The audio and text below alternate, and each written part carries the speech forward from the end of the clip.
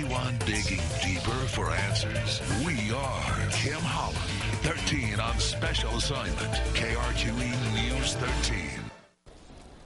It's almost a year now since suspected serial killer Joseph Burgess got into a gun battle with Sandoval County Sheriff Sergeant Joe Harris inside a cabin in the Jemez Mountains. Both men were killed. Now there is another strange twist in this tragedy. Here's Kim Holland on special assignment. Here, he's right here. Okay, I think this is him. A cop killer locked away in this back room, his remains in a box that nobody wants. This is one of the higher profile. Joseph Burgess's body sits at direct funeral services in Albuquerque. This is where he'll be for up to 2 years. That's the state statute. They're hoping someone will come and claim the body within the 2 years. But that probably won't happen. Investigators say for years, Joseph Burgess broke into cabins in the Jemez Mountains for food and other items. Burgess was a fugitive from a 1972 double murder in Canada. The FBI thinks he killed camper David Ely, who went missing in the Jemez Mountains in 2007.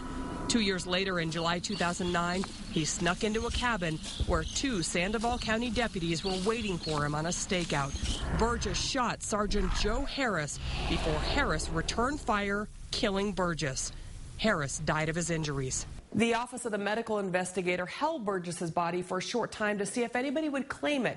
And when no one came forward, OMI gave the body to this funeral home to be cremated on October 9th, 2009. You're going to see his name and number. And that's where Burgess has sat since.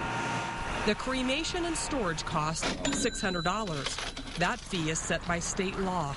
And Sandoval County taxpayers got stuck with the bill.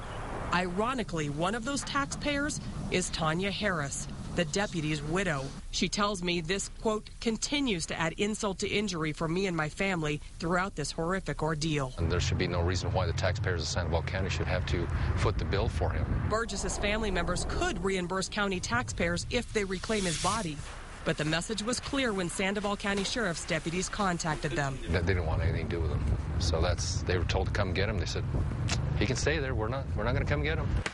So Joseph Burgess sits here, locked away in this back room at the funeral home.